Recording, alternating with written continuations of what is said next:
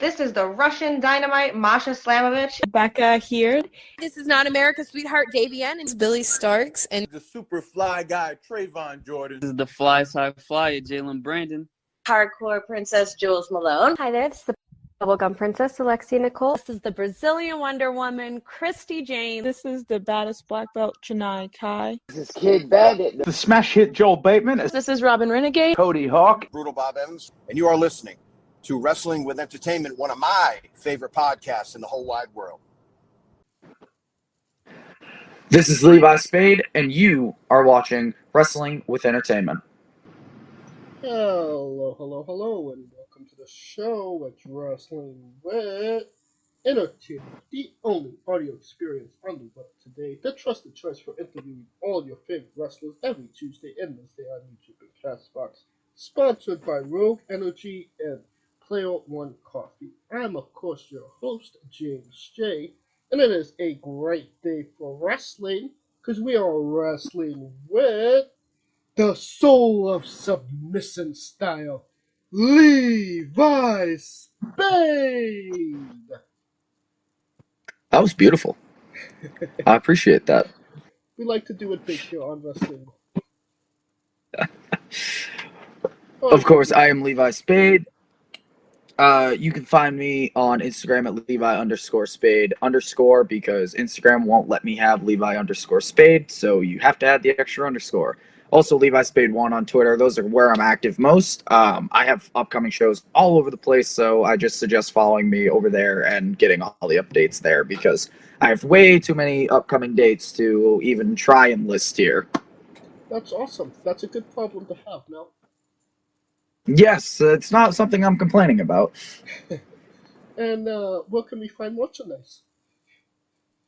ProWrestlingTees.com / I believe it is / Levi Spade without a space because Pro Wrestling Tees is having some sort of issue and refusing to allow me to spacebar between Levi and Spade. So if you look up my name on Pro Wrestling Tees, please make sure to not put a space because if you do, it doesn't come up with anything. And I have official Sól Of Submission Style shirts on there as well as SeaWolfs shirts, SeaWolf Territory shirts for me and my partner Dylan Nix.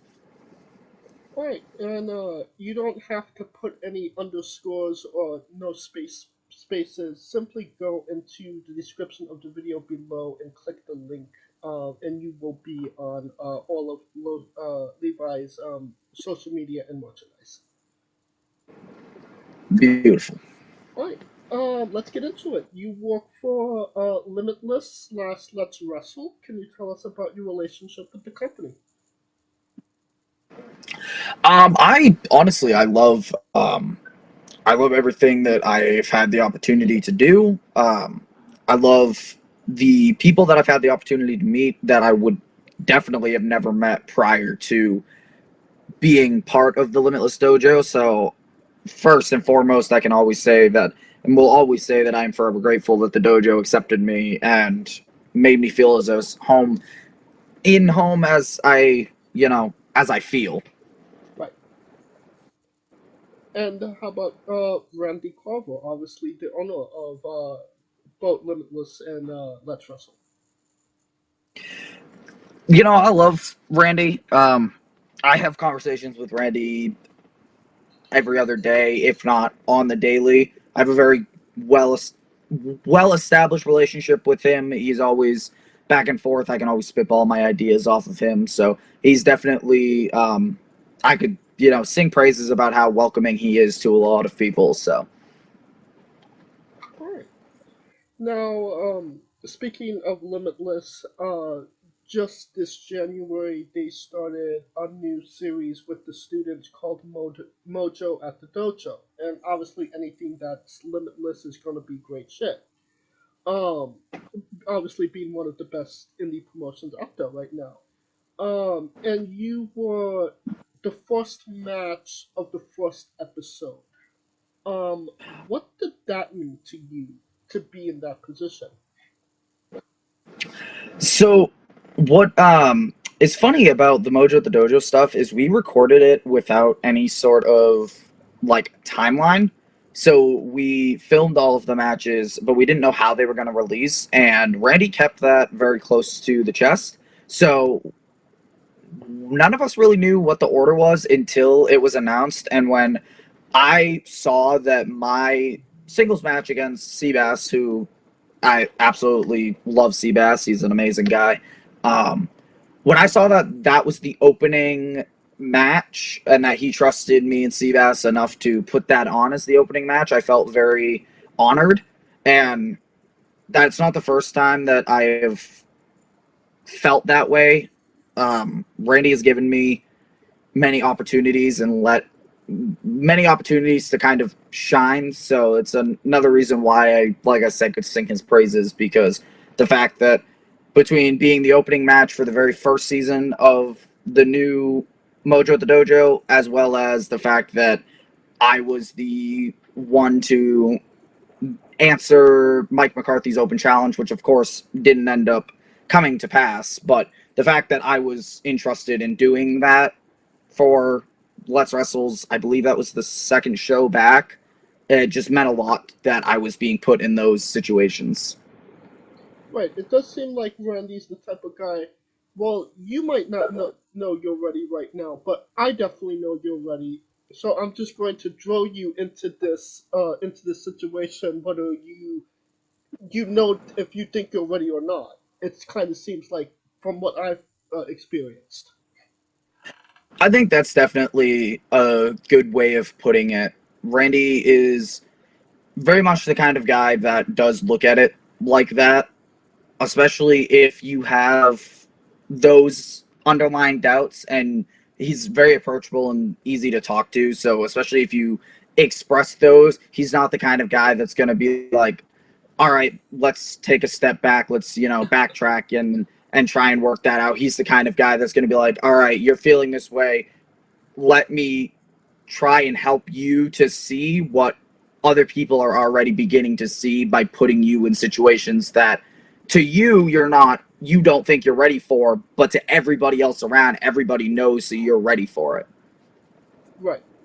And, talking about the first episode of Mojo at the Dojo, that first season, you were heavily featured primarily on every single episode.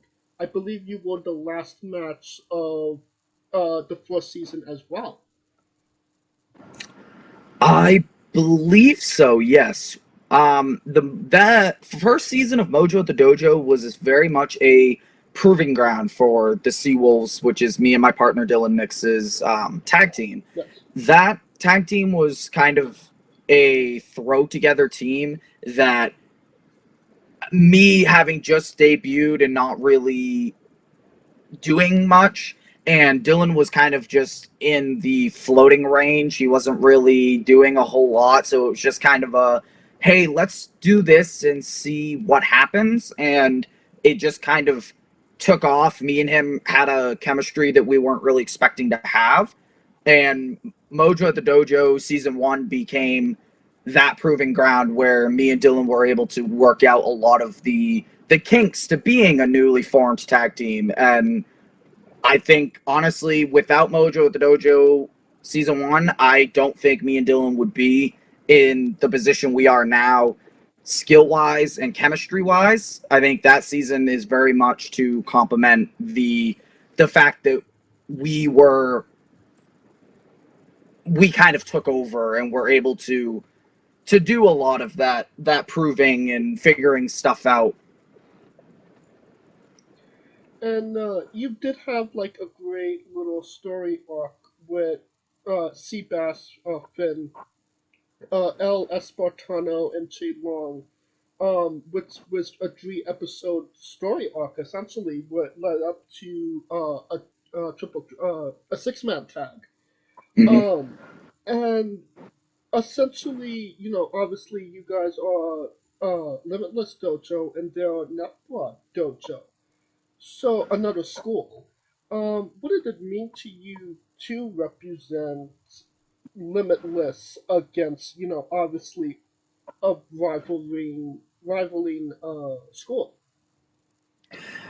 I love the Limitless Dojo. I if I'm wrestling a singles match, you can catch me being billed right from the Limitless Dojo, because I take pride in the fact that I am from the Limitless Dojo, and us coming together to tell that story where we weren't even basing it off of we really didn't want to base it off of the rival schools. We wanted to write our own story, and I feel like we did, but of course it is in the back of everybody's mind where you are from, these three guys are from one school and these three are from the other, so let's, have this six-man and see how everybody flows and see what everybody needs to work on. And I can't speak for all of them, but I can definitely say that trios match, I think, showed a lot of us little things that we needed to work on to flow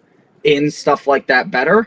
So I 100%, I can sing the praises of Spartano and Seabass and Che, because all three of them are awesome. A lot of the guys from other schools, because we try not to, a lot of us don't really make it school versus school. A lot of us, we're all just trying to better each other. So, Right, but first and foremost, shout out to all three of those guys, friends of the shows, obviously. But even talking to them, as close as they are as friends, at the end of the day, it is a bit of a rivalry, even in the school, because it's arm sharpening arm. oh, of course. I mean, I think that's just the nature of what we do. Oh yeah. I feel like if it weren't like that, even just between other people in the same school or dojo or whatever have you, I feel like you wouldn't be getting better, because I know for a fact that I thrive off of the competition and the stiff competition that's coming from the dojo. Even now, we have, there are new people that file in every week or so that are trying it out and are picking stuff up and are getting better. So I thrive off of that. I wouldn't be able to continue to better myself every week that I train if it wasn't for the other guys going in and being there and pushing me to be better, pushing me, to keep up, basically. Right, because the New England area has like a lot of wrestling promotions, and obviously it's obviously a hotbed for pro wrestling. So I mean, even being a trainee at a school could be could have a lot of competition to get to, even the main show. No. Oh, 100%. And looping back to the Mojo at the Dojo stuff, I think that was a thought in the back of Randy's mind when he created this series. It was a way for New England, being such a hotbed, sometimes it's hard to get, to start networking yourself as you're starting out. And I think Randy knew that, which is why predominantly the people that are in the Mojo at the Dojo are all guys that are coming out of all these training schools that are trying to find their foothold and trying to continue to grow themselves, not only as a better performer, but also networking and getting booked in other places and stuff like that. Right. And I believe Mojo at the Dojo, it's a very small building or room that you guys are in. Is there any adjustment wrestling in a room where all four walls are primarily very close to the ring? There is a slight adjustment. Luckily and however you want to look at it, but a lot of the guys that we've had come up from Mojo at the Dojo aren't super high flyers, so you're not going to catch any of them trying to, Topcon Hilo over the top rope in a normal setting, and you're definitely not going to catch it at in a setting like the dojo, They're not because gonna it get is a paid for very it's a very small building, which is both, again, it can be looked at as a good and a bad thing. It's a good thing because when we pack the dojo, like for season 2, when that place is packed, you know that like you can feed off of the other people surrounding the ring just like you would feed off of a crowd. And luckily for a lot of us that started out in Maine, a other wrestling promotion does a annual show at Gino's in Portland, Maine, and Gino's is a very small venue, so a lot of us have worked at the Gino's venue at least once or twice, so we can adjust quicker to the dojo because it's like the same thing. It's the same size basically of having to work your matches in a way that you can still do everything you want to do, but you can't go, suicide diving through the middle rope or baseball sliding under the rope. Right. And I mean, you mentioned that as well. You're not Mojo at the dojo. You're not exactly in front of a live audience. It's more of wrestling in front of your peers. Almost like a pandemic style venue, so to speak. How did you feel about being, only having other wrestlers, your peers, as the crowd for your matches for dojos? And that's exactly what it was. The Mojo at the Dojo was birthed from those pandemic tapings because there was like the Road series and the Pandemic at the Dojo series, and it was the same sort of setup where it was wrestling in front of your peers. Now we're just doing it where we can also do live shows, and it's just that in between gap when people are craving more, now they have somewhere to watch more. And I think for me personally, it was very much that aspect of it was very much a like, okay, this is where I need to go and I need to be the best version of myself, because this is where all of these people that are doing this at either the same or in some cases higher levels than me are going to be watching, are going to be critiquing, are going to be, nitpicking things. And I can confidently say that every dojo taping or session that I've been at, not only has I think everybody's walked away better for it, but everybody's turned it up to 11 when it comes to match structure, the moves that everybody's doing, the storytelling. And yeah, I'm very grateful that Randy brought back the pandemic style, because it is very nerve-wracking working in front of other people that could be doing it at a higher level than you or at the same level as you.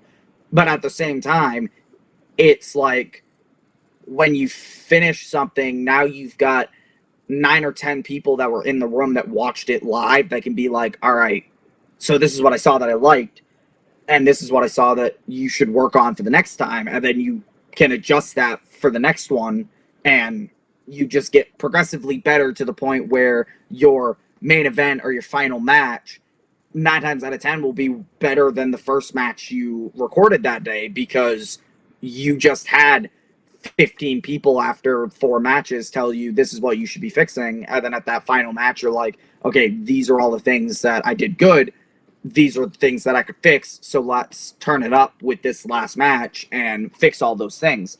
And everybody shows up and shows out at the dojo, and it's absolutely amazing to see everybody grow. You didn't start wrestling during the pandemic, no? I didn't start wrestling for the dojo during the pandemic. There was a different place that had opened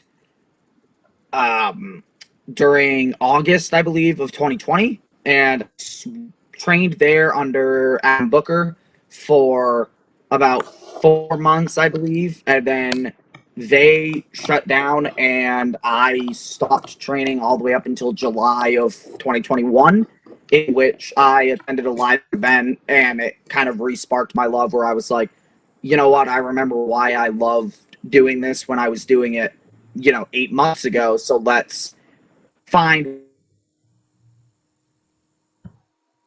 how can I get back into it. And it was just, I was directed to the dojo and talked to Randy, and the rest kind of just became history. I started in October of 2021, and it is now, I made my debut in July of 2022, and it's now almost July of 2023. So my rookie year is almost over, which is wild to think about.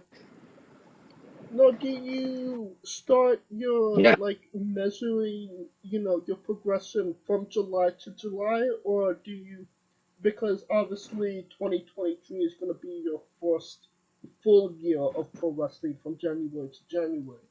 So are you going from July to July, or are you going to go from January to January?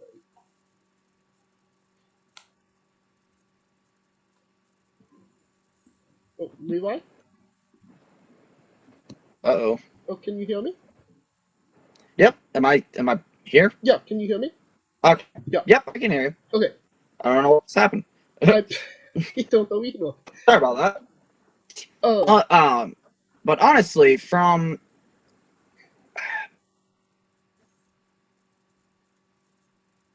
Levi, you know? What is going on? Sorry about that. Oh, no worries. What was Do you progression? Do you start your measuring of the progression of your career from July to July, or because 2023 is going to be your first full year, are you going to go January to January?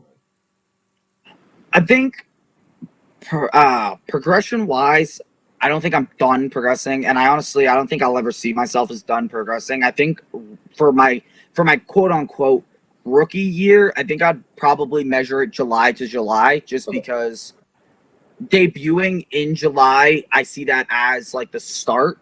So coming full circle back to July is going to be my and hopefully there's a show on the same, even in the same week time where I debuted. That way I can look back on the old stuff and compare it to where I'm at now and just see what difference a year is making. Because to me, I can look at that and then say, this is what my first year, how much of a difference it's made. So now I can kind of leeway and guess, if this is what 1 year is going to do, then when I look back on this match in 2 years, it's going to be completely different because I'm going to be to that next level. Right. Alright. Can you tell us about your staple mates in the SeaWolfs, Dylan Nix and Drake Lovecraft? Dylan is, I believe, 40-something. He was part of the Alpha class when the dojo originally opened. If you actually follow the dojo's Facebook page, you can see their banner art actually features him in it. He's been wrestling, I don't even know how many years now, but he was kind of, like I previously stated, he was kind of in this position where he was floating. He didn't really have a direction he was going. He still wants to do this, and he only wants to do it for 3 or 4 more years before he starts settling down on it. So when he had the opportunity, when he saw the opportunity that I was coming up and I didn't really have a direction, he was like, let's do this and see where it goes. And then we started it, and it just kind of, Drake Lovecraft was, I believe, also part of that early dojo opening. And he was another one where he started off wanting to be a wrestler and then found that his character work was just better. So he decided, all right, now I'm going to be a manager. And then he was also in that floating section where he was like, I'm just kind of showing up to shows and managing random people. And he wanted a stable unit that he could show up and it would be the same and we could grow together. And he was just that final cherry on top, per se, for the SeaWolfs, you know, our group of floating outcasts from the dojo that didn't really fit in. And all of us just came together, with Lovecraft being the psycho who gets a little too egotistical sometimes, and Dylan being the cocky smart ass. I don't know how PG I have to be, but the cocky smart ass, and me being more of a, you know, this is how we should do it, calculated kind of person. We all just kind of complemented our best traits in each other. What's a pet peeve about both guys that you just don't understand? Lovecraft talks to himself, which makes me question him. He knows it too. He talks to himself. He also that cane thing. It's not just a bit. I swear to you guys, he talks to that thing backstage, and it makes us question him. Like, we question him. Dylan, I think, I don't even know if you can consider this a pet peeve, but I think one of my biggest things about Dylan is he does not realize how good he is. He talks down to himself a lot, and it takes a lot of, quite frankly, beating it upside his head that he is better than he thinks he is. And he's getting better now that he's started, I think the tag team really revitalized him. And if that doesn't count as a pet peeve, I happen to think about one while I was talking. Dylan Nix throwing kicks is probably my biggest pet peeve with him, because kicks and submission and ground game are my thing. Gods, no matter how many times I try and teach him how to throw a kick, he just can't throw a kick, and he refuses to stop throwing kicks. And I catch him doing it. We just wrestled the show, I think last week or 2 weeks ago, and he threw, I think, 3 kicks in our match on that show, and he won't stop. So I think, like, what would I want Dylan to take away from this is to stop talking bad about himself. And pet peeve wise, I really wish he would stop throwing kicks. And I think Lovecraft just honestly needs some help, because if he keeps talking to that cane when we're riding together, I might have to throw it out the window. Ooh, okay. Well, keeping on, the SeaWolfs, you guys wrestled MSP. Obviously a big name and a staple of Maine and Limitless. What did it mean to you to wrestle those guys? Both DangerKid and Aiden Agro are trainers at the Limitless Dojo. They both have trained us from the very beginning. I think Dylan has had Dylan had singles matches with both of them, and finally there was somebody that, as I said, kind of fit into that floating aspect that Dylan was in. So when we formed it, and then there was the talk of Let's Wrestle coming back, it was kind of like, okay, we want MSP there, but who should take on MSP? And it was kind of all right, you guys are a new tag team. You guys want to do the tag team thing, so here you go. And I think that even goes back to the Randy seeing something in the SeaWolves that we didn't entirely ourselves see at that moment in time, where it was kind of like, all right, you guys want to do this tag team thing, and I think I see something that can be something beneficial to the two of you. Here's the best tag team in the state of New England, or in the state of New England. Wow. Here's the best tag team in New England. Let's see how you fare against them. Is it like okay, now I'm in there with my trainers, I get to give some receipts for that vigorous training day and whatnot.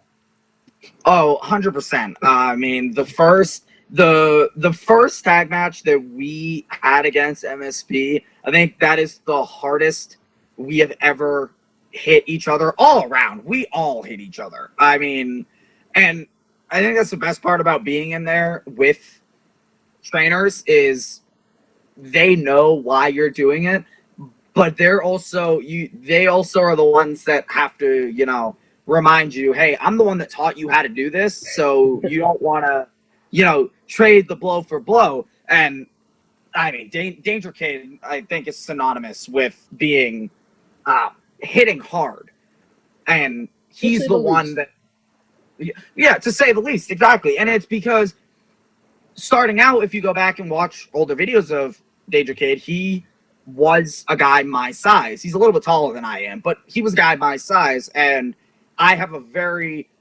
despite what people see online and the matches that we do, I have a very strong relationship with DangerKid, and he took me under his wing because I think he saw the fact that I was kind of that same size that he was, and he taught me that, if you're a guy my size, you got to learn how to take your shots, because if you don't, people are just going to take advantage of you.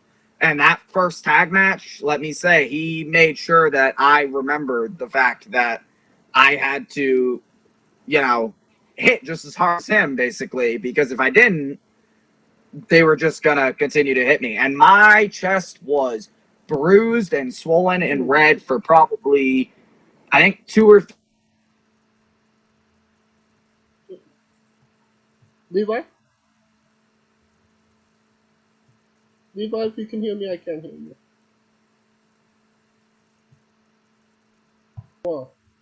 Oh, yeah.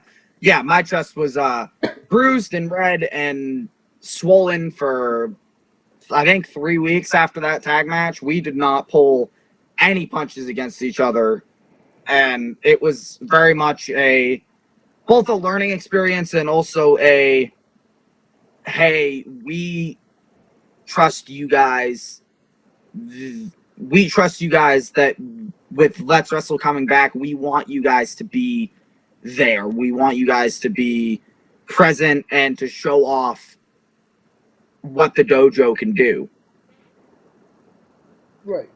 And you mentioned, being a smaller guy. And, I think that, it's now proven that, the smaller guys can draw. Rey Mysterio, Bryan Danielson, etc., etc. Like, it's a proven you can be a smaller guy and still be a superstar, but there's still that stupid stigma of that you need to be 6'5". Mm-hmm. 100%. That is something that I had to grapple with to begin with, especially in main wrestling, because main wrestling is full of a lot of older school guys, which is okay, but you still hear that stigma a lot being a guy my size. And it's something that I had to grapple with both at the dojo too, because a lot of the guys coming out of the dojo are bigger guys. So I had to learn how to adopt my own style. I had to learn how I was going to do things, because I had to figure out how I was going to have matches and work with guys that were twice my size. And I found some of my biggest inspirations starting out were guys like The Undertaker's one of my all-time favorites. I had guys like Luke Harper. A lot of my favorites were those bigger guys. And after a little bit in the dojo, that kind of switched, because I figured out that I could like those guys for what they gave, but I could never be those guys. Right. So then I started watching I started studying very closely guys like Daniel Garcia, guys like, I mean, Davey Richards isn't really a small guy, but his style. And then I was already a fan of like Bryan Danielson, Finn Balor, Malachi Black. I mean, people can see a lot of Malachi Black influence in what I do in the ring because Malachi Black is my all-time favorite wrestler, period. But then it turned into I met Anthony Henry, and Anthony Henry started out, was a smaller guy like me. He's bulked up like a motherfucker now. Mind my language, sorry. Sorry, but if you go back and watch, JD Drake is actually the one that told me to go back and watch a lot of Anthony Henry's older stuff when he was a guy my size, and that's one guy that I have been very fortunate and lucky to not work, but like be at a lot of shows that he's been on. So I've been able to not only pick his brain, like I have a literal notepad in my phone full of Anthony Henry notes, but also be able to watch firsthand how he does stuff, how he transitions into things and stuff like that. So I have like my bigger names like Malachi Black, Bryan Danielson, Finn Balor, but then Anthony Henry has been a very big inspiration in the smaller setting of that's the kind of stuff that I want to do. How do I start doing that? Oh, for sure. And we've been talking about Dylan Nixon, the SeaWolfs, and that fantastic tag team that you're part of. One of the episodes of Mojo at the Dojo, you teamed with Jake Hess against Jesse Nolan and Blade Bandit. Kind of weird pairing, but can you tell us about that match? A lot of people said that same thing, that was a very weird pairing for us to take up. But what a lot of people didn't realize behind the scenes is Jake Hess was basically my go-to guy when I started at the dojo, because he was almost in my position where I am now, where he was like in his rookie year, still training at the dojo every day. And I was at the dojo 3 days a week. And most of the time it was just me and him doing stuff for 2 hours with one of the trainers. So when the opportunity arose where he was leaving and the opportunity arose where Jesse and Blade were talking, bad about the product and the people that were coming out of the dojo, and I didn't have the Wolves with me, I was like, you know what? You were the guy that helped me get where I am, and after his Let's Wrestle match against Alexander Lee, I hugged him backstage and told him that exact thing, that I would not have main evented the Let's Wrestle in the Trios match, which I'm sure we'll end up talking about at some point. I would not have been anywhere near ready for that match if Jake Hess was not at the Limitless Dojo when I started. And the opportunity just kind of arose, and I was like, you know what? Let's do it. Let's, show what two new prospects out of the dojo can do. And I think that we showed pretty well what the dojo can give out. And we might have lost, but I also look at that match as almost a passing of the torch from Hess to me, because Hess was the one that was there for me when I was the new kid starting out trying to learn how to do everything, and now I am the one that's in his rookie year going up to the dojo, working and giving advice to all of the new kids that are coming into the dojo. And we have, like I said, 4 or 5 new prospects that are working really hard, and I love going up and talking with them and seeing where their mindset is at, because their mindset is in the same place that my mindset was at the time, and I feel like I am now the Jake Hess for them, just like Hess was for me. So that match was not only very fun and a nice, homage to everything that me and Hess worked on and did together for almost a year, but it also was, to me, a passing of, I helped you get to where you are, so now you do everything you can to help this next group get to where they need to be. That was really awesome. Because, obviously, that's great backstory for that match. Now, what you're saying and seeing the match and just recalling the match in my mind, I absolutely could see that.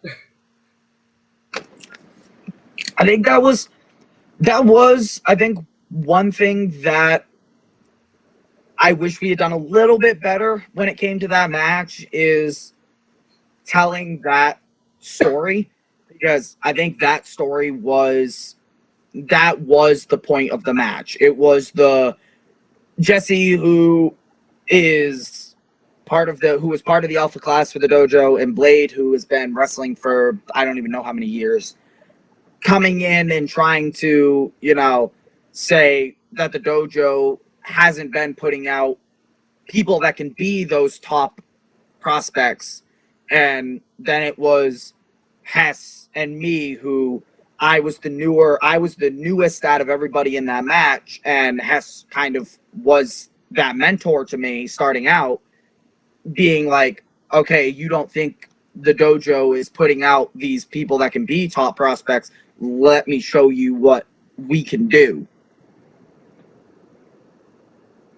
Definitely. No, you mentioned it. The Let's Wrestle fan appreciation night, main eventing once again against MSP and Eric Johnson. I believe he's one of your trainers as well. He is. Yeah. So main eventing Let's Wrestle. What? 6 months into the start of your career?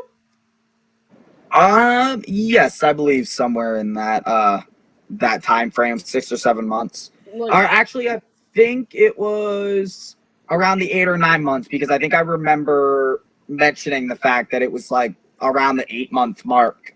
Okay. Well, I mean, within a year main eventing, what did that mean to you?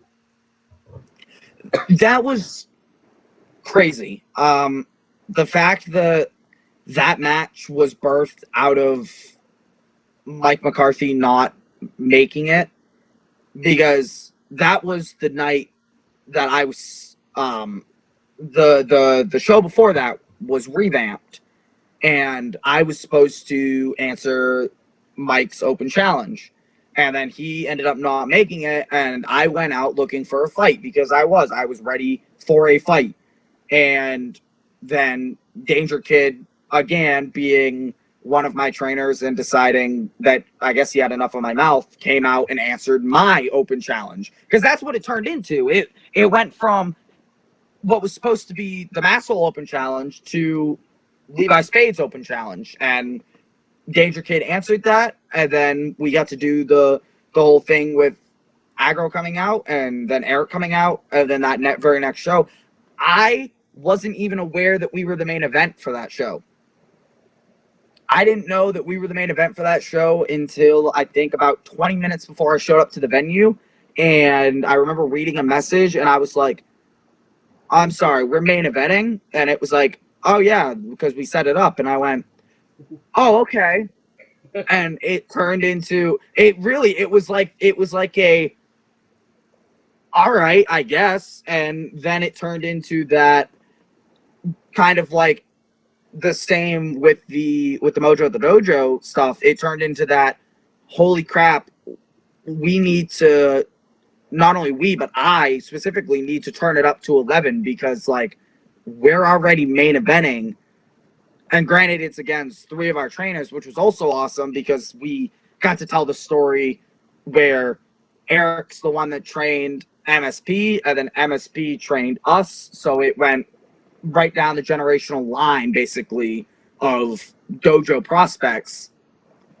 So, yeah, that main event was, I mean, wild. It's probably one of my favorite matches I've ever been a part of to date, and we had people backstage complimenting us and also calling us psychopaths for some of the stuff that we did. So I felt like that was a pretty good balance when we have other wrestlers complimenting us for how good it was and also calling us psychopaths for some of the stuff that we did.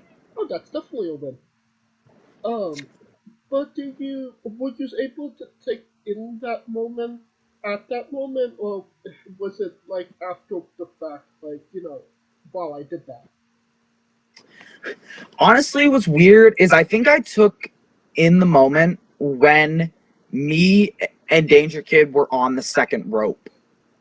Okay. So, for anyone that didn't see the match, me and DangerKid did a superplex spot off the middle rope where we superplexed onto the floor, onto everybody else.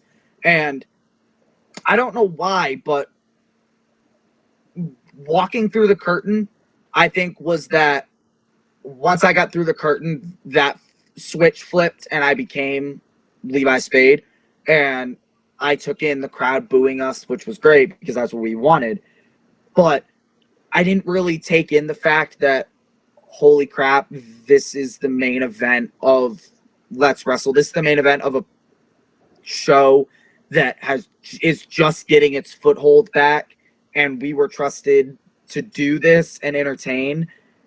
And I don't think that realization really came to me until we got to the spot where I kicked him in the head, I got up onto the rope, and as I hooked him and we were getting ready to go, that realization dawned on me where I went, and I think that was also because of my relationship with DangerKid. I was like, man, it's me and him on this top rope, which was basically the final spot, the final big spot at least. And I was like, man, it's me and him because I'm the one that he trusted to do this. So let's freaking do this.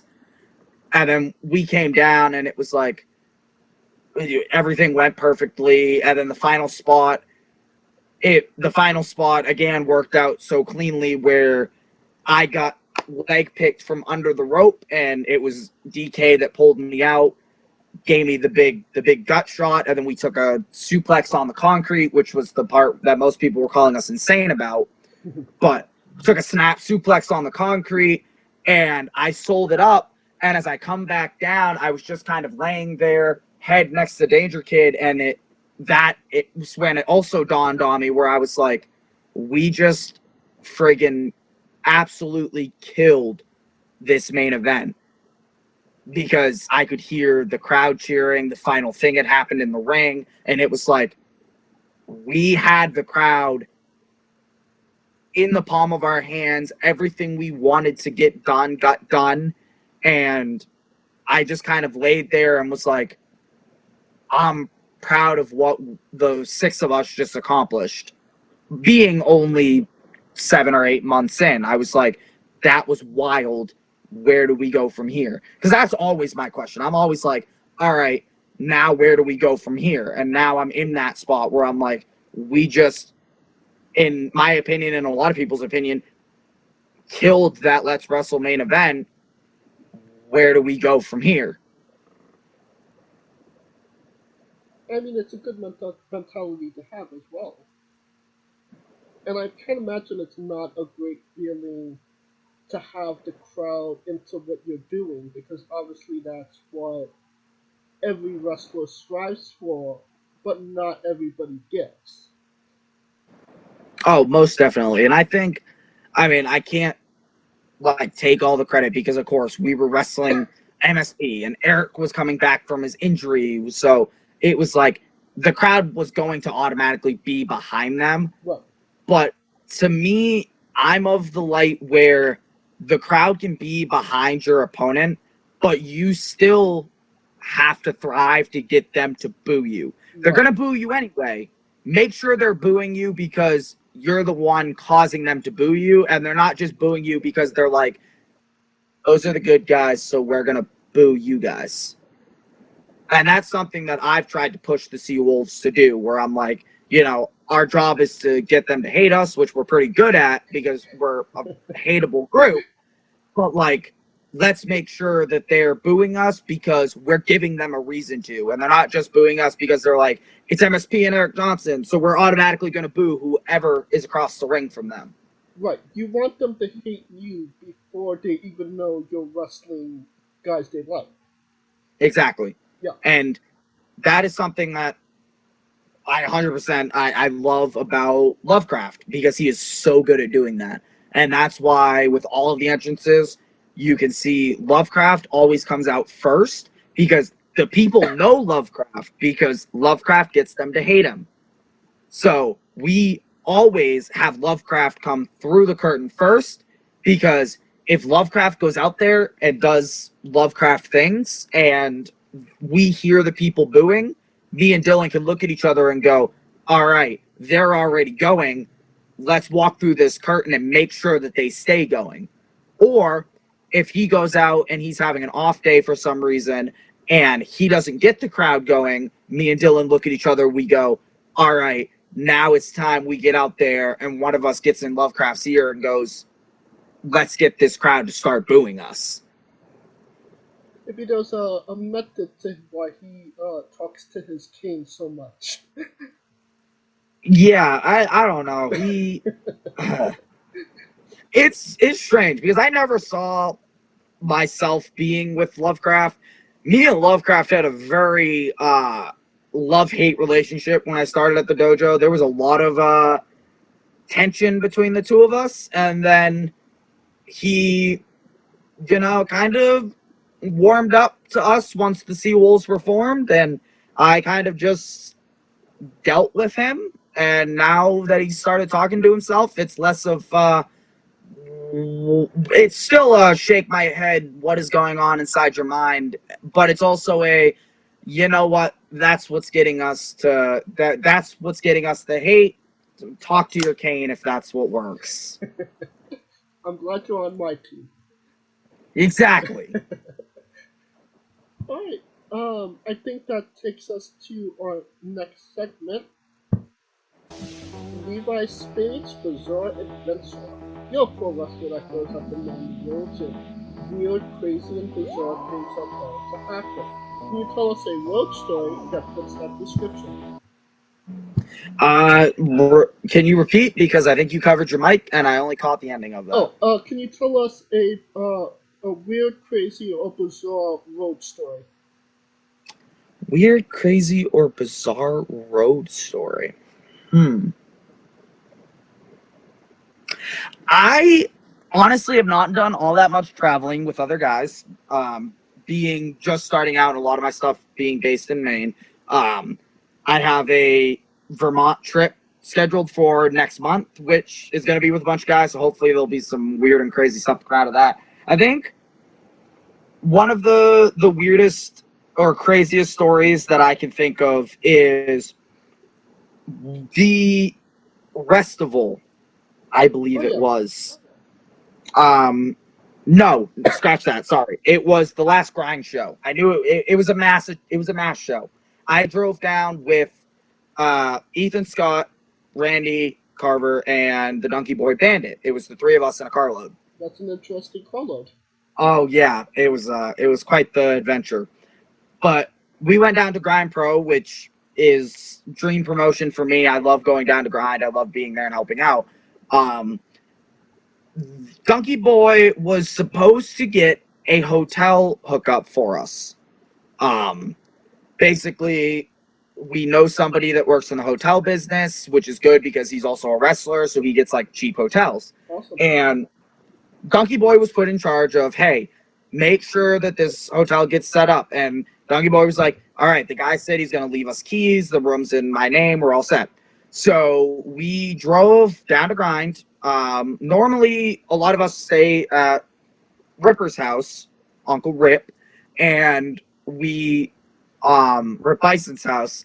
And then we leave the next morning. But we had a show in Fairfield that Saturday because Grind is on a Friday. We had a show in Fairfield that Saturday. So it's like we have to drive back, which is why we were setting up the hotel.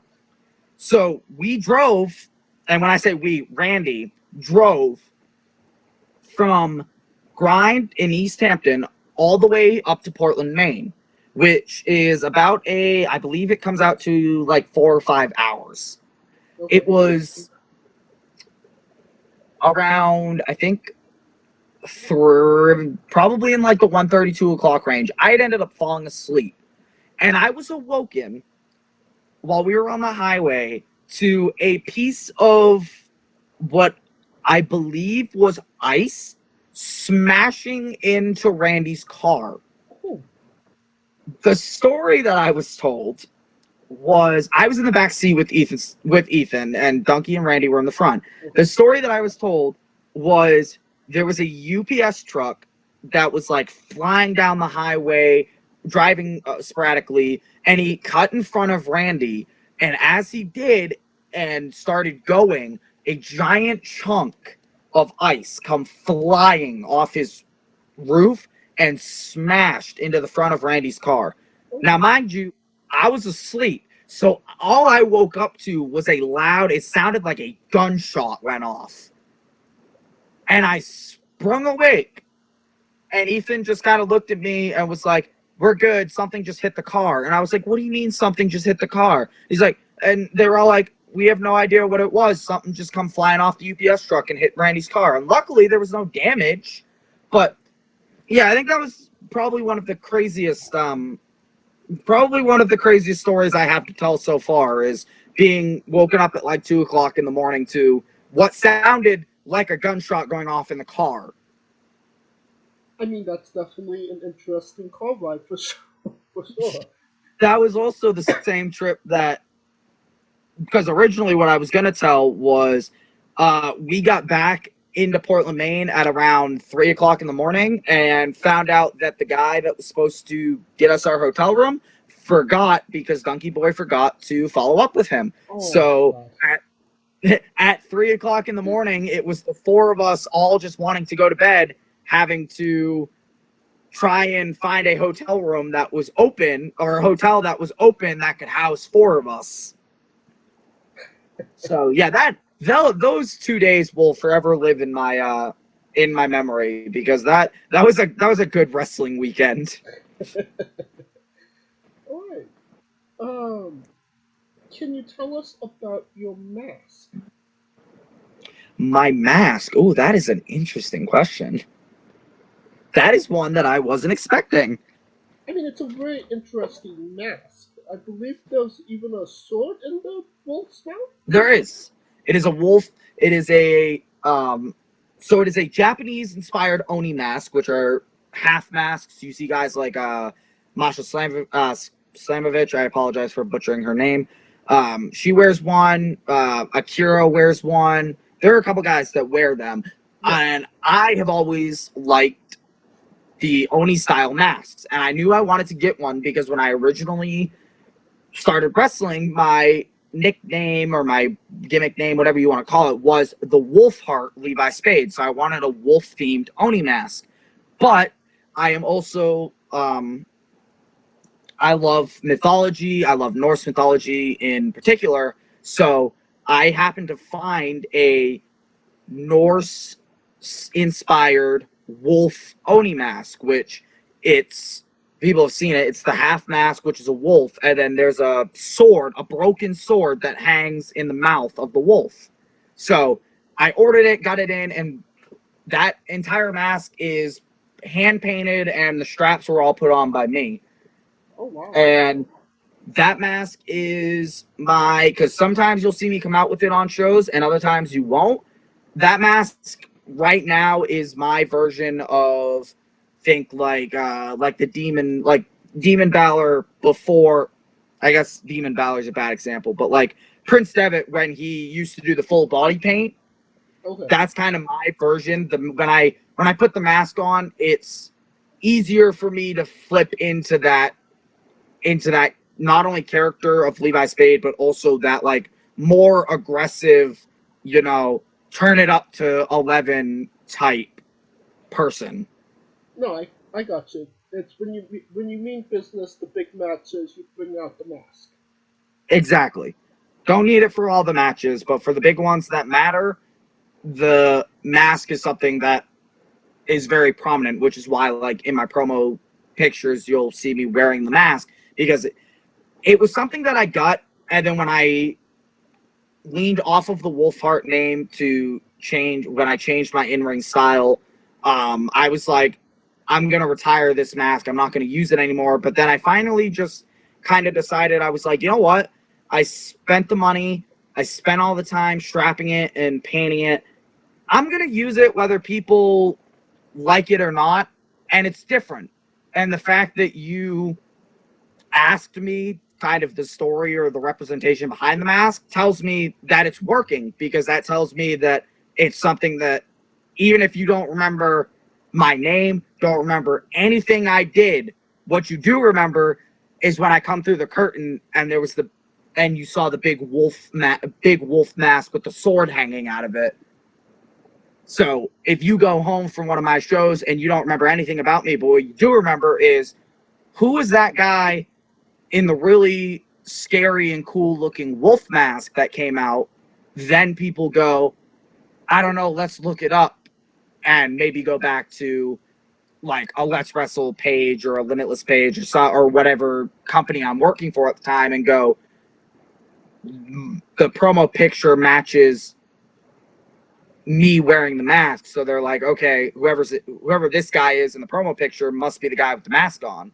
And then that's kind of into the whole marketing thing, where if I can't, in ring wise, if I can't leave you with something you're going to remember, I know that you're going to remember the big wolf face that I had on when I come walking through the curtain. Right. Because I don't think a lot of, at least wrestlers, maybe don't understand, even me as, you know, an interviewer, going on your social media page, that first picture you see is a really big first impression as to who you are as a pro wrestler. Exactly, and that's why I try, and I'm actually pulling it up on my Instagram at the moment because I don't remember what it is. So what I thought. I try and make sure that I use like on Instagram, there's like a pin option where you can pin a specific post. Right. I try and use that on something that at the time I'm like, you know, I'm proud of this post, or I like this picture, or hey, I want people to see this. So when 2023 turned over, I had made a big post about the fact that I was ready to, you know, sweat and claw and bleed my way to doing something with the year of 2023.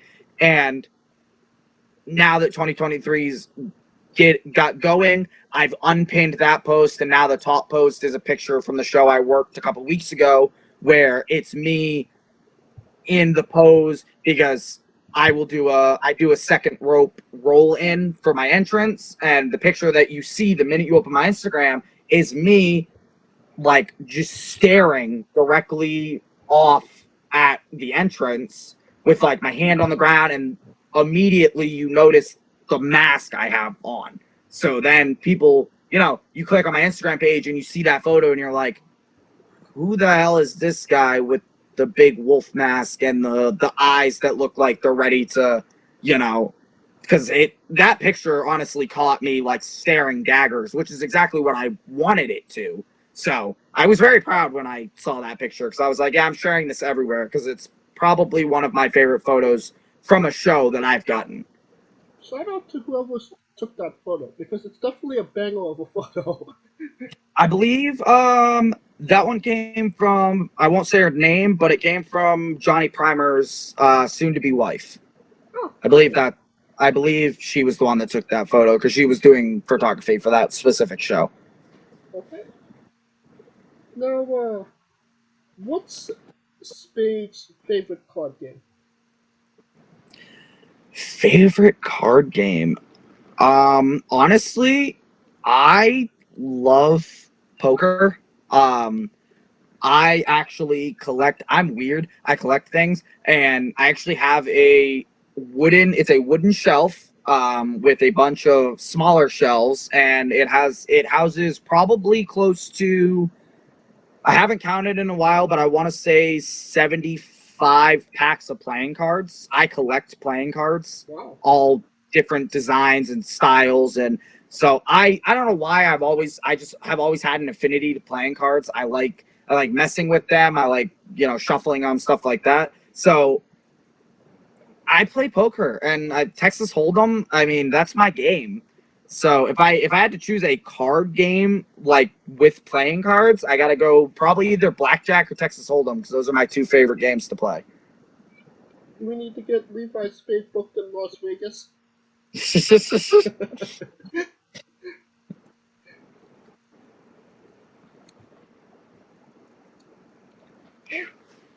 Alright, can you tell us about your love of Dungeons and Dragons?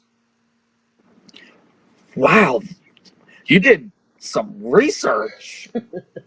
That's wild. Okay. That's what we do here. Yeah, no, that's just that is really surprising because that is very out of character. I try and keep my sides separate, so that shocked me. Yeah, no, I love I am a huge nerd. I mean, I feel like you have to be a professional wrestler. And I play Dungeons and Dragons. I'm currently part of 2 different Dungeons and Dragons campaigns. I absolutely love it. I love cosplay. I love, creating my own stories and stuff like that. So, and I think that all just stemmed from me, just being a nerd. Like, my dad played Dungeons and Dragons when he was in high school. And so my dad is like a video game collector. So I grew up playing a lot of old video games, and he's a big Star Wars and Zelda fan. So I grew up always having Star Wars toys and Zelda toys and stuff like that. So I just, from a very early age, just was a nerd, and I love Marvel and DC and all that kind of stuff. And it just spiraled into, I was introduced to Dungeons and Dragons 8 or 9 years ago, and I was like, this is really fun.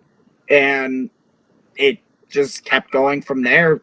Just one more thing stacked on the pile of stuff that I love, because there's a whole repertoire of different things that I love and have affinity for. Hence my name before the Sól Of Submission Style. I went with the Artificer, which is a D&D class. Is that your D&D class? Is that your go-to? It's not. Ironically, that name was actually birthed out of, I was watching at the time a lot of old ROH Tyler Black, aka Seth Rollins. And Seth Rollins, when he started out in the Shield, that's the kind of character that I wanted to start portraying, was the more focused in planning type character. So Seth Rollins' name in the Shield was the Architect, and being a D&D nerd, I went from Architect, and I was like, okay, what kind of sounds like Architect? And Artificer came out of that, and the Artificer class is like a creator, builder type class. So I was like, I think I can make that work. And then on top of that, I also came up with the Sól Of Submission Style off of my love for both Japanese wrestling, but Shinsuke Nakamura in specific, he's the king of strong style. Right. So Shinsuke Nakamura and Finn Balor, and I was like, okay, I want to take submission wrestling, and I want to take my hard-hitting moves, and I want to kind of blend it like Shinsuke and Bryan Danielson and guys like that do. So I was like, catch as catch can and submission style, what do I do there? And submission style came to my mind, and then the Soul, spelled S-O-L, goes back to Norse mythology, which soul means sun. It's pronounced the same, but it's S-O-L instead of S-O-U-L. So Soul in Norse mythology is the name of the sun. So it became the Soul of Submission Style because I knew people would be able to pronounce it, and also I could spell it in my own unique way where I could brand it and not run into problems. And it just became the Artificer, and I was going by the Soul of Submission Style, and a lot of people were having trouble pronouncing the Artificer properly, so I was just like, you know, that's not where my character ended up going, so let's just drop that name, and now I'm just running with the submission style thing, and it seems to be working out for me, so. Well, you mentioned you're in 2 campaigns right now. How far along are you in those? One of which I am only level, I believe we're level 2. I play a Goliath Paladin. And the other one, I believe we are level 6 or somewhere in that range. And I play a Dragonborn Barbarian Monk. I've been playing both of them. Ironically, both of them started right about the same time. So I think we've been playing them consistently. Well, not really consistently for one of them, but the other one is consistent. I went through Christmas with them, so I think we started them back in probably October, November, if not even like August, July. I'm almost thinking it was August, so we're like almost a full year, I think, into playing them. Wow. Longest I've committed to a D&D games, because normally I was not one to manage to commit that much time, but these two just wrote me in, and I've been committed to them. Are there any other wrestlers in these this group? No, like I said, a lot of my I try to keep a lot of that separated, just for in character wise. I try and keep to the character. And out of character wise, I also didn't realize how many of the other like guys were like played D&D and were fans of D&D until they like found out about my affinity for it, especially after I did the Artificer name, because I got a lot more questions about it, and it just became like holy crap, all these people also play D&D. And currently, Big Cat Tyler Adams is thinking about getting back into it, so I might see if I can figure out a like a group of the guys and, you know, put together like a wrestling D&D campaign where it's a bunch of us wrestlers from in this area. Well, I know the guys and girls of what was the name of that school again? Well, the ones that are from Camp Leapfrog. Well, a lot of them play D&D. I don't recommend playing with pancakes. And my co-host had nothing to do with pro wrestling whatsoever. Got into a D&D campaign because he was friends with a guy that was actually the son of Rico Constantino Jr. So, and because they connected through wrestling. So, you know, it's crazy how wrestling and D&D goes kind of hand in hand at this point. Yeah, it's wild because I grew up in a time where liking, you know, Marvel Comics and liking DC Comics and liking D&D and stuff like that, like you would get bullied for. I mean, I grew up getting bullied because I was a nerd. I liked stuff like that. And now, especially after like the takeoff of Marvel, it's a very different time where you can openly like all of that stuff. And I now am in a very nerdy like profession. It's a professional profession, but as I said, you kind of have to be a nerd to be in this industry. And now I'm more comfortable talking about, you know, like my love of Power Rangers and my love of D&D and Marvel and DC, and I have all these people that are like, yeah, I like those things too. And it's still honestly a weird adjustment period for me because I'm like, don't talk about these things because they're gonna make fun of you. But most of them are just like, wow, that's really cool. Like this is what I'm doing in my campaign or something on those lines. And I'm like, this is a really weird industry because I love it. I love it to death. I love the fact that I can be openly my nerdy self and not have to worry about, you know, the repercussions of people making fun of me or you know, talking behind my back kind of thing. I just recently had I have a personal TikTok page that I do like D&D content on, and just recently had a friend of mine from wrestling who I met through wrestling messaged me like 2 weeks ago and was like, hey, I just found your TikTok page. All this stuff you're doing is really fucking cool. So I followed you. And I was like, all right, cool.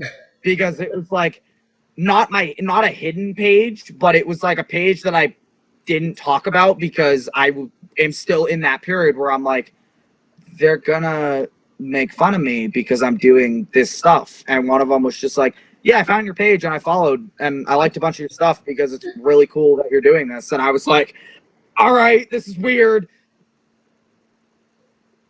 No, I completely understand what you mean because, like, some of the longest obviously I'm annoyed as well. One of the longest conversations I've had on an interview was about Star Wars. We literally went like maybe an hour just talking about our love of Star Wars, mythology, you know, facts about the show. Well, I mean, Oh, you know what? Speaking of Star Wars, there's that new Mandalorian episode I haven't watched yet. Yeah, it was yesterday actually. I actually don't think I watched. I think there's two new because I don't think I was busy last week. And come to think of it, I don't think I watched last week's either. Oh, so you don't know that last week on The Mandalorian, it was Bad Bits O'Clock. I don't know. Which one was last week? The Pirate King episode? No. Or was that 2 weeks ago? Probably 2 weeks ago. I think that's two. Yeah, so I think I'm behind on two. I'm behind 2 episodes because I was busy last week. So yes, I didn't think I watched last week's. Crap. You are 2 episodes behind. And I already saw that Christopher Lloyd was in it, so that I think that's why it happened to just ring in my mind. I was like, oh yeah, that's right. I gotta stop and watch those episodes before I keep running into spoilers.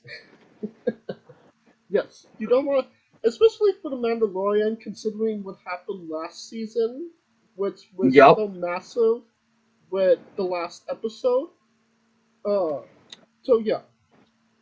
But, and obviously, you're talking to a big anime fan, and, I personally prefer DC over, Marvel when it comes to comic books, but obviously, the Marvel movies are the biggest thing in the world right now.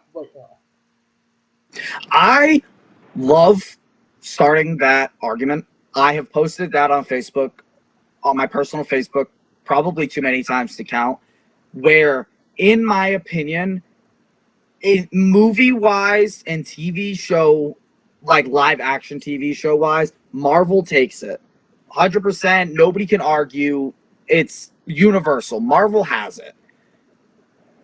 Animated, movie-wise, DC. Comics, DC. In my opinion. I prefer DC Comics. Honestly, group, like, animated Marvel movies aren't really that good. Marvel's had a few animated TV shows, which are bangers, but when it comes to, like, movies, DC takes the cake any day. And I prefer DC Comics because I prefer solo stories, I guess. I heard somebody make this comparison that Marvel focuses more on teams than they do on solo characters, unless it's like a Spider-Man where he's like a solo character. Right. But even then, you get like crossovers and you get Spider-Man with the Avengers and stuff like that. Whereas DC focuses a lot more on solo stories.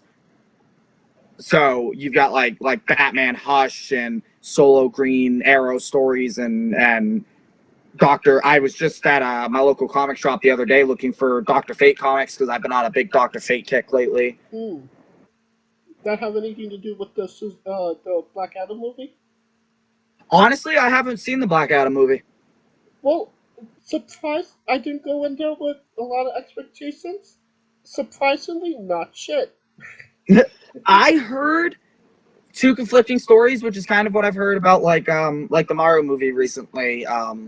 Two conflicting stories that it was a dog pile and it actually was halfway near decent.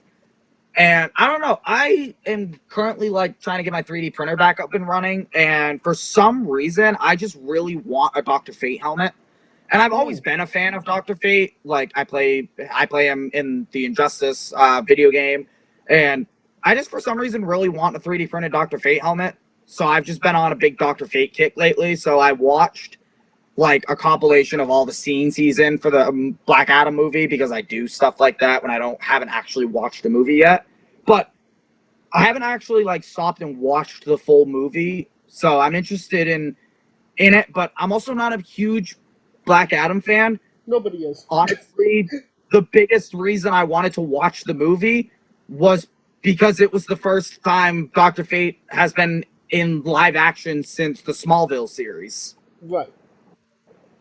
And you said the Marvel has done TV shows really well. Well, it used to be DC. DC used to do the live action shows really well. You had Smallville, Gotham. The Arrow was still probably the first few seasons are probably still the best thing DC's ever did live action. And then just like the last year or two, it just about the last 3-4 years, it just kind of went to shit, honestly, which is kind of disappointing. It is, because I was a huge fan of the Arrow specifically. I actually have never watched like all the seasons of The Flash. I was a huge fan of the Arrow, and I watched all of the seasons of the Arrow up until the final, I think, 2 or 3, because it was just basically the same story with a new character. Right. After the Prometheus run, where they had like the whole island explosion or whatever, at the end of that, all the rest of them were basically that exact same story. Just instead of Prometheus, it was this guy, and then that guy got taken care of or whatever. And the next season, it was like, all right, now it's this guy, but it's the same story. Right. It became the same like blueprint. And one of the best things to come out of the Arrow series, in my opinion, was Deathstroke. Oh yeah. That by far is the best live action Deathstroke I have ever seen. And I didn't even really like season 2. Honestly, I still will go back and rewatch the episodes where Slade and Oliver go and to like try and find Slade's son. There's like I think it's like a 3 or 4 part episode. Yeah, where it's in like season 4 or 5, I want to say. Yeah, I think somewhere in that range, where it's basically like the whole episode is centered around Slade and his son. I absolutely love those episodes. And like I said, I wasn't even a big fan of season 2. I think season 2 was good. I just think it could have been better. And so I'll go back and just rewatch those where he's like going to find his son, or the episode where Oliver and Thea are on Lian Yu, and Slade, Malcolm breaks Slade out of prison, and Slade runs the island, and they have to, stop him, and he's like booby trapping stuff. Like, best live action Deathstroke ever. Oh, for sure. I mean, okay. I know I just keep saying this, but I'm a big Deathstroke guy as well. I've read mostly all of his comics at this point. And I also think that's why Marvel has started doing live action TV shows, because I think they saw the opening that DC was starting to decline, especially after they ended the Arrow. Right. I think I think Marvel saw the decline, and they saw that opening where they were like, one of DC's biggest drawers is done. Let's plan on TV shows and see how they do. And that's when we started getting the Daredevil series, the Luke Cage series, the Punisher, Jessica Jones and Iron Fist. We can forget about those two, but Yes. the three good ones. And when those took off, Marvel was like, okay, now we can use our streaming service and we can make series that will have people coming back for more, and honestly also will have to pay for the streaming service in order to watch the series. So there's also that aspect of it. But we have been talking about The Mandalorian and these streaming services, so obviously, yeah, take my money. yeah, I have no problem paying for it because I want to watch. Just recently, I actually went back and rewatched Loki season 1 because I was one of my all-time favorite Marvel-based TV shows. Cool. All right. Can you tell us, is there any significance to your yin and yang with dragonfly tattoo? Yes, actually, this is a memorial piece for a friend of mine who passed away due to suicide in 2018. His initials were GL. After he passed, we were all haunted by dragonflies, so getting a dragonfly tattoo kind of became a sentimental thing for a lot of us to do. This was in, I believe, 9th grade, and I had made a promise I am very good friends with someone who was one of his childhood best friends. So I made a promise, and at the time I was friends with 2 of his childhood best friends. So I made a promise to not only him, but to both of them that before we graduated, I would have some sort of memorial piece for him so he wouldn't be forgotten. And it did end up happening. I ended up getting it before I graduated in 2021. But it was very eye-opening for a lot of us because that was the first time we were ever really exposed to that level of that problem. Right. So the yin and yang became significant to also remind me to balance, because that's what the yin and yang is. And being a fan of mythology and loving Japanese culture, it also is my look over and remember to keep it balanced and not to lean into one side too heavily, because I'm an advocate when it comes to mental health. I struggle with my own problems, so I've always been an advocate for that kind of thing. So that this whole piece just incorporated everything that I wanted it to remind me of all in one, and it was my first tattoo, and the reason it is the solo piece on my left arm is because it will probably be like that until I finish this entire arm and then some, because I don't want to bury this piece under anything else until I feel I'm ready to cover the rest of my arm. I'm very weird when it comes to I love tattoos, so I'm very weird when it comes to tattoos as well. So it seems like you're looking for the double sleeves at this point. Oh yes, I plan to double sleeve both my arms. I've got a few chest and back ideas. Yeah, I've got a lot of floating ideas, all with their own special meanings for tattoos that I will get within the next, hopefully, 4 or 5 years. How long did it take to get the yin and yang tattoo? This one only took, I believe it took us about 2.5 hours, give or take. Oh wow, that's not bad at all. No, the longest piece that I have is, it's not gonna work that way, but is my wolf head on my right arm, which takes up most of my right arm. And that's because we also did the chain that comes off of my Blade of Chaos at the same time. So that one, I think I was probably in the tattoo chair for close to 7 hours to do the entire wolf head and the chain. That's a lot of time.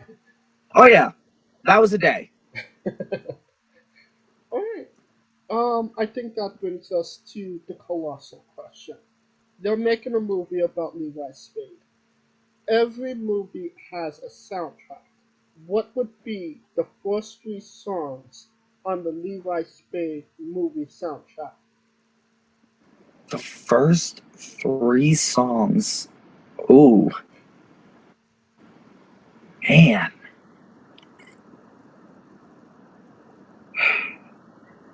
I would probably have to go with... I like a lot of music. And I would probably have to go with number 1, On the Road Again by Willie Nelson. Oh, sweet. Because I grew up... My grandmother basically raised me. She's the reason why I got into wrestling. She's the reason why I'm here. And she was a very old school country. And I also had a family friend who I was very close with, and he was kind of the first like loss that I remember experiencing, and that song was played at his funeral, so it kind of became that play that song and remind me of all of the time I had with him. Probably be the first song, I think. Number 2 would probably be, honestly, I think it would be Root of All Evil, which was Aleister Black's theme in WWE. Because I do actually unironically love, and I'm a metalhead, and that song just speaks to my soul. And I also feel like the second soundtrack would probably be my eyes reopening to wrestling, and he was one of the first people that I was like drawn to. Okay. And I feel like now, for my like right now soundtrack, it would be Fighter by The Scorn, which is my solo entrance music, and it's the music that I'll post a lot on my story. 9 times out of 10, you'll see that song as the background, because it is basically a song about people. The whole like background behind the song is like, people are doubting you, so you have to show them that you're a fighter and that you're not somebody to be doubted. And that song became one that like spoke to me a lot, and I decided, I was like, yeah, I'm gonna use this as my solo entrance music, because this is exactly what I want to be right now, which is a fighter. And it's that, to show everybody that has doubted me or told me that I shouldn't be where I am, to show everybody that, now I fought through everything that I had to deal with, and now I'm here. So this is what you get to listen to while I, kick somebody in the head. All right, that's a solid 3 picks. Do you lock it in? I think so. Yeah, I think for right now, on the spot, those were the first 3 that like jumped to my mind that I could place in specific times that I could see them for a movie. All right, now that we got the soundtrack down, who plays Levi? And you can't say yourself, because you're obligated to make a Stan Lee-esque cameo. Ooh, who plays me? Man.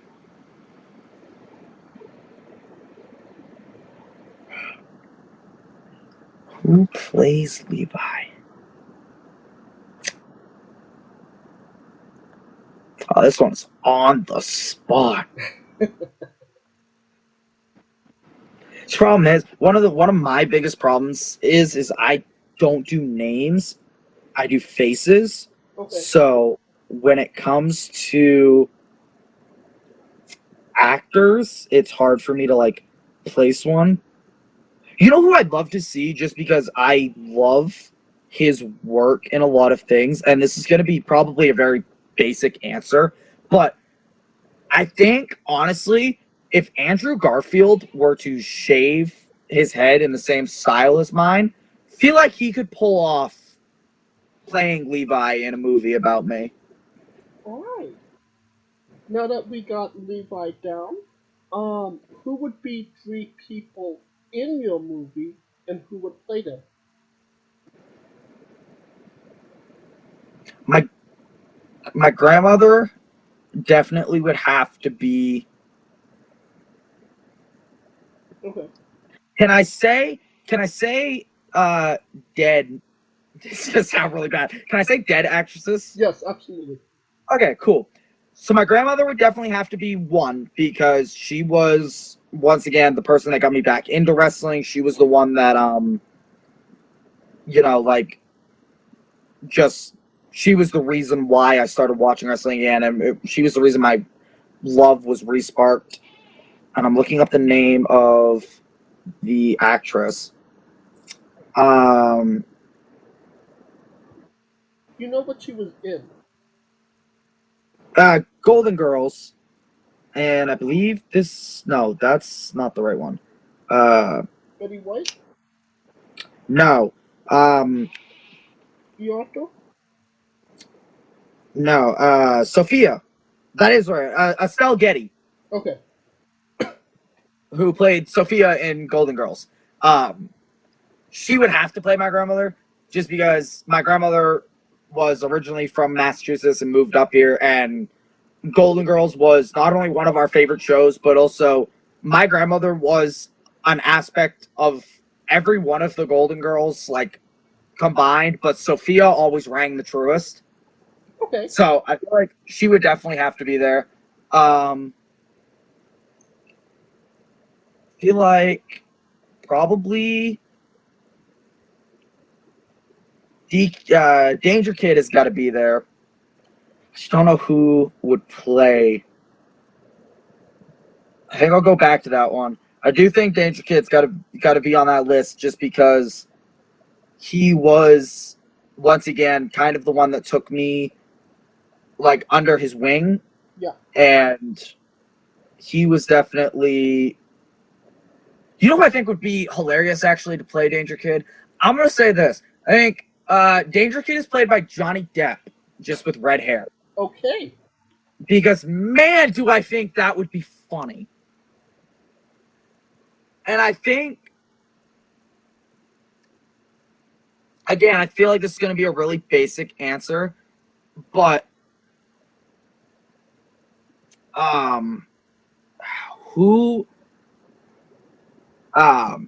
Pedro Pascal, that's his name. He would have to play my best friend.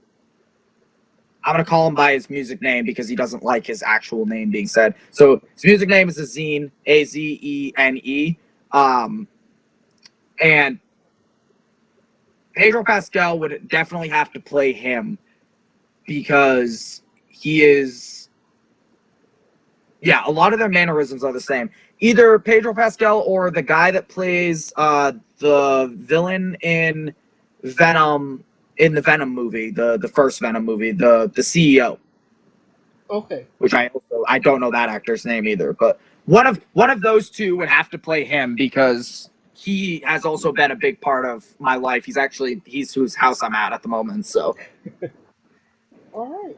This sounds like an awesome movie, honestly. And you could pre-order the tickets now. Man, that'd be a hell of a movie. I can't wait. I'm getting my tickets now for sure. On to a controversial subject. Pineapple on pizza. What's your stance? No. Huh? No. No. Stop. No. No. No. No. No.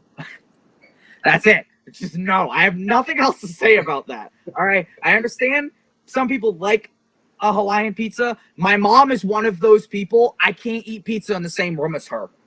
Wow. I'm not joking. She'll order a Hawaiian pizza and we'll like get it at the house. I can't sit in the kitchen and eat it with her. I can't stand the smell. I love pineapple separately. I love pizza separately. I can't, the taste combination that those two make, it's not good. It's the same thing with like dipping pizza in ranch. I've never understood that either. I can't do that either. Okay, I can understand. The ranch could work, but I understand how you feel about the pineapple. But you can't even be in the same room. No, I can't stand the smell. Just there's something about the smell of pizza and the sweetness of pineapple. It makes me sickly. I swear. And again, it's all in good fun. I'm not one of those people that like absolutely hate somebody for liking Hawaiian pizza. Because like I said, my mom eats Hawaiian pizza. And I just physically cannot handle the smell of like a saucy pizza with the sweet pineapple. For some reason, something in my brain just does not do that smell. I really just want to see you at the next Pizza Party Pro Match show. I'm trying to get to Pizza Party if I can. I'm trying to hit a lot of promotions. So Pizza Party's like on my list of like I want to get out there and see like for myself. You'll be on the anti-pineapple on pizza team. Yeah, exactly. Alright, what's your spirit Pokemon? My spirit Pokemon? Yes. Lucario. Oh, sweet. Yeah, it's either Lucario or Gengar. Those have always, and I know those are I can already hear people saying that those are such basic answers, but you know what? Those are who I grew up loving. It was Gengar and Lucario. I played Lucario in a D&D campaign before. I've literally made a Lucario. Awesome. That's really cool. You're not going to get any complaints from me, for sure. On the show, we love the late great Tracy Smothers. Do you know the acronym for Doug? THUG. THUG. Tracy Smothers. I might, but I don't think I do. T is for terrible, H is for hell, U is for ugly, and G is for jail, because a Doug can't spell. Ah, okay. Yeah. See, like I said, I had a feeling I might. It was not coming to me. I was like, I feel like I should know this. DangerKid's not teaching you the good things. I will neither confirm nor deny that because I'm sure he will end up listening to this and I will get hit if I do. He was like, I told you this. This was basically class 1. You know what? I got a bad memory, alright? I never claimed to have a good memory. Now, the weirdest question you'll ever be asked on a wrestling interview, hopefully, would you ever consider wrestling a rock? Not Dwayne Johnson, not the country, an actual rock. Would I ever consider wrestling a what? A rock. A rock? Yeah. I mean, not to throw shade, but I could probably name a few people that I could go in and have a match with a rock and it would be better. So I'd wrestle a rock. I like Triple H on that episode of Raw where everybody goes on strike. He's like, I'll wrestle this broom and get a better match than half the guys in the locker room. I'll wrestle a rock. I could probably make it entertaining. I'd because now I'm going to get into it. I'd structure that if I were to have to wrestle a rock. I would totally structure that like Kenny Omega structured the match against that little girl that he got all that shit for like years ago. Right. That's how I would structure that. Well, I love your enthusiasm for it. Just for I love stupid shit. Well, just for context, there is this wrestler named Psycho Mike that wrestled an actual rock for over 15 minutes in a Tungsten Man match, an Iron Man match that lasted for 2 weeks. I mean, was it entertaining? Incredibly. Because I feel like if it was entertaining and he wasn't killing the crowd, that's impressive. Well, I mean, there wasn't a crowd. I could probably go like 5 to 8, but 15 is impressive. Well, Well, I mean, it was during the pandemic, so there was no crowd. But yeah, it was definitely an interesting sight to see for sure. Right. On a more serious note, where do you see yourself in 5 years? I love this question. I feel like in 5 years, how old am I? I'm turning 20 in June, so I'd be 25. I hope by 25 I've done something to make an impact. Like, I could give the basic answer of, like, you know, I want to be in AEW, or I want to be in ROH, or I want to be in WWE, but like, it's never been about that for me.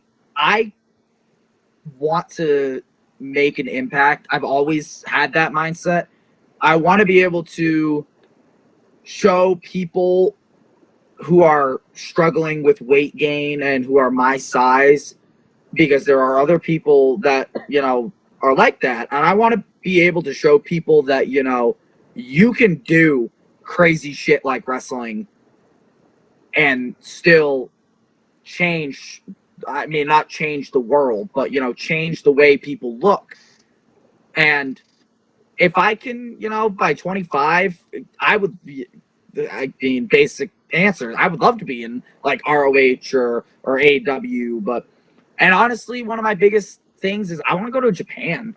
Like, I want to wrestle in Japan, and I know that that is a very basic answer, but like, I love Japanese wrestling, and I would kill to be able to go to Japan. So I at least hope by 25, I've got at least one tour of Japan of some kind under my belt. And I just hope I'm living, you know, comfortably, being able to wrestle full time and not have to, you know, wake up at 3 a.m. to go to work until noontime and then drive from work 6 hours to go to a wrestling show or something crazy like that, like I've done sometimes for what I'm doing now. It's like, if I could just be comfortable and, you know, living, making an impact, being able to wrestle full time, not have to worry about a lot of things that I have to worry about now, I'd be happy.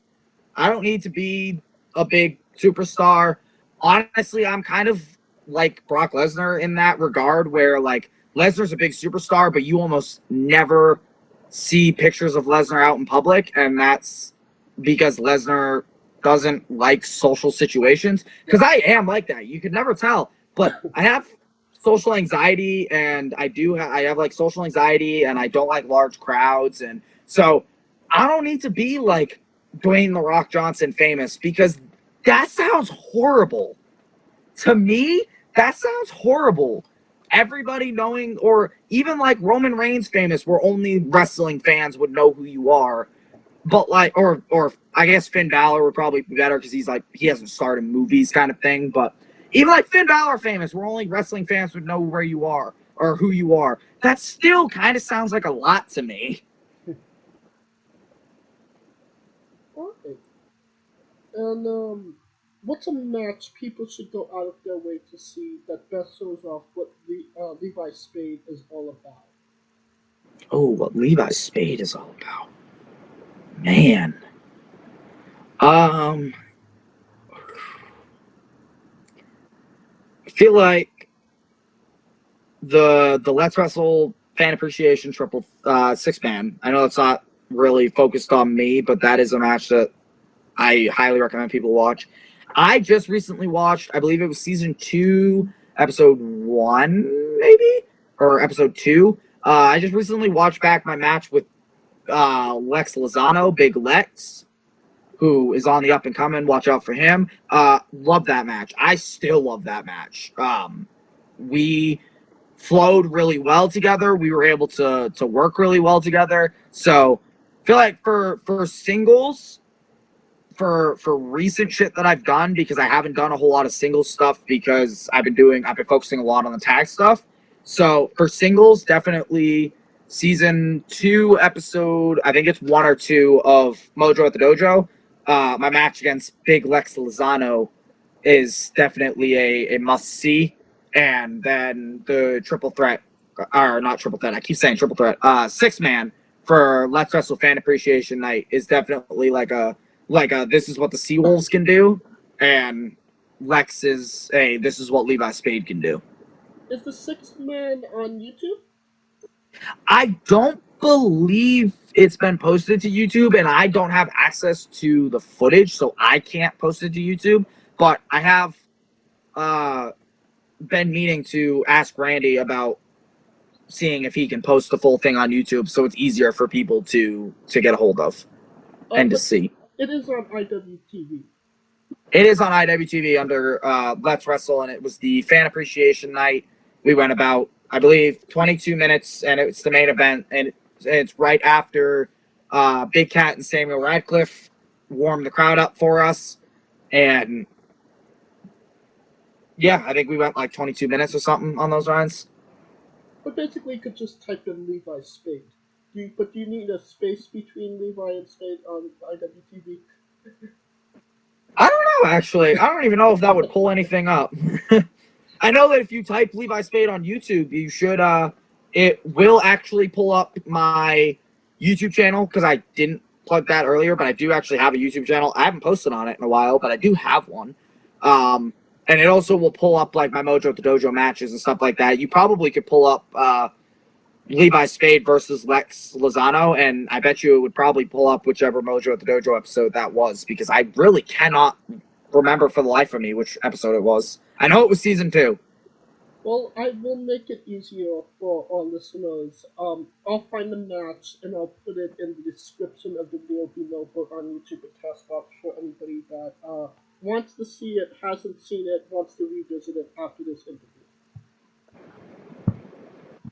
Alright, and since we are nearing the conclusion of this interview, we are wrestling with the 8 questions of doom.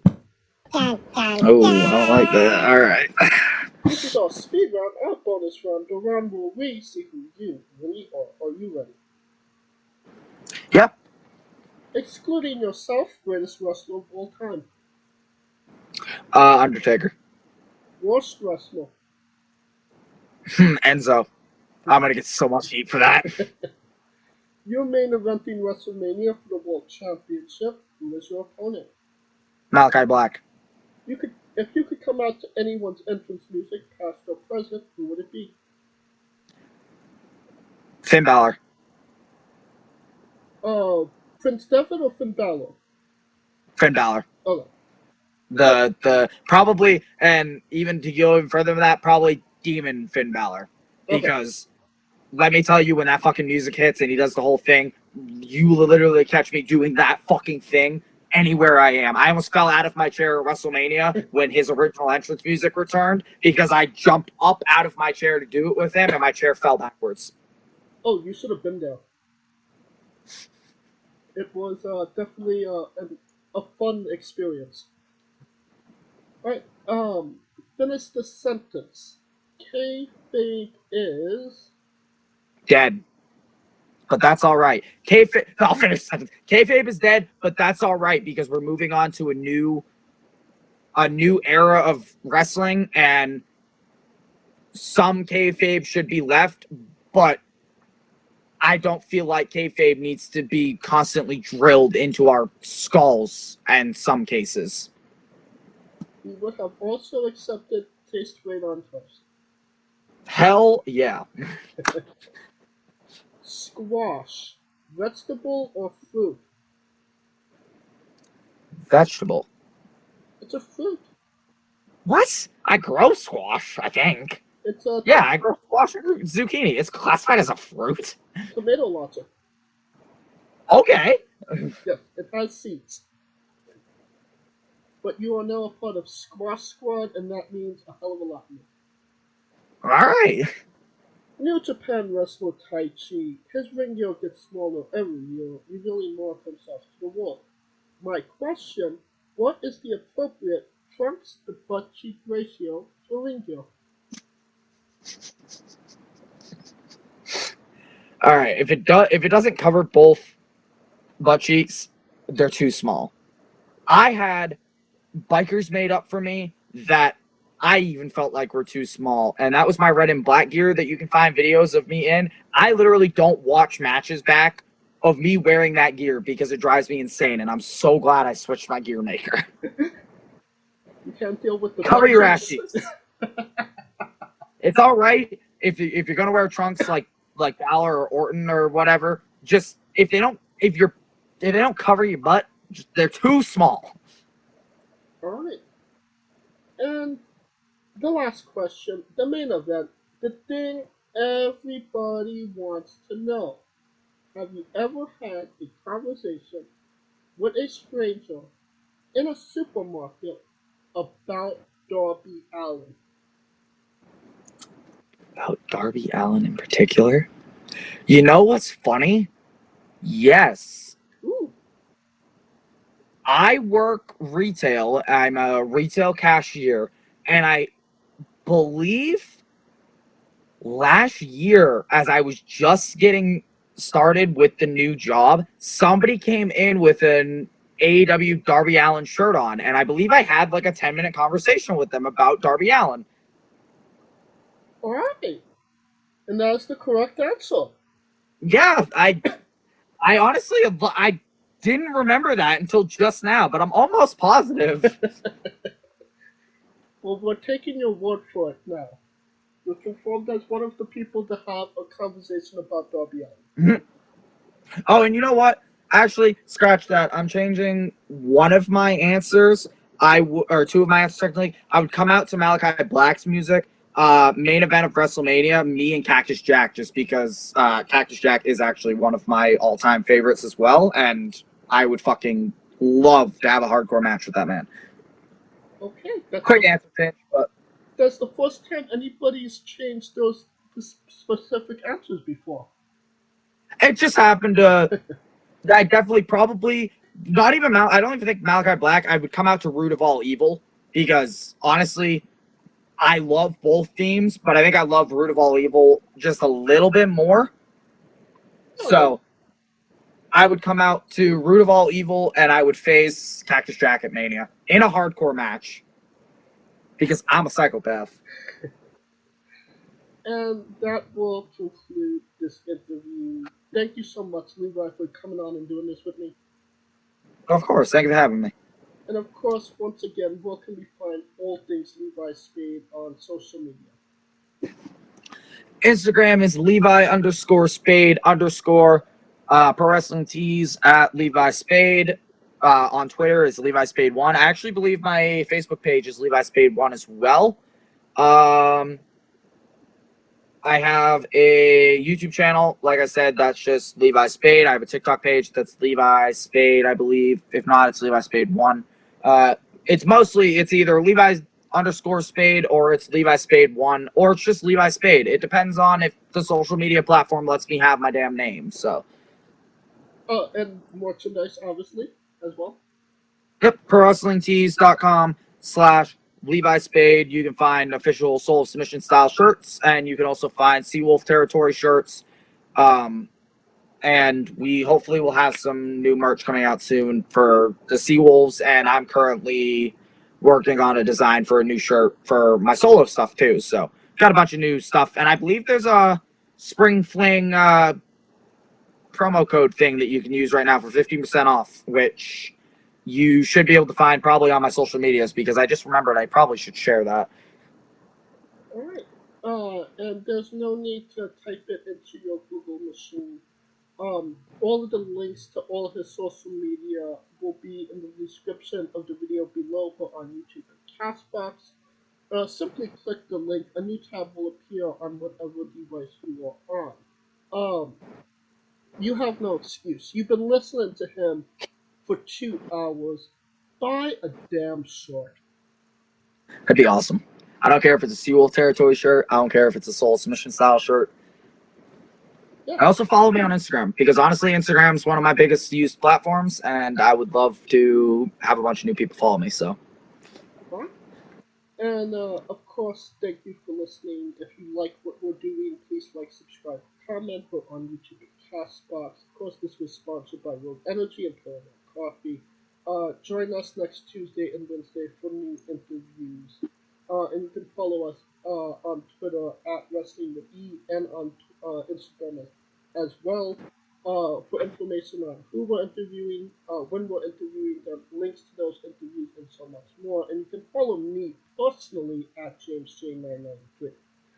All right, Levi, when I say wrestling with, you say entertainment, okay? Got it. For our very special guest, Levi Spade, Coleco Yacht, Scooter Dust, I am James J, and this has been Wrestling with Entertainment. Hey folks, this is the Colossal Mike Law, and you are listening to Wrestling with Entertainment. Enjoy the show, support these guys. We appreciate it very much. We'll see you at ringside.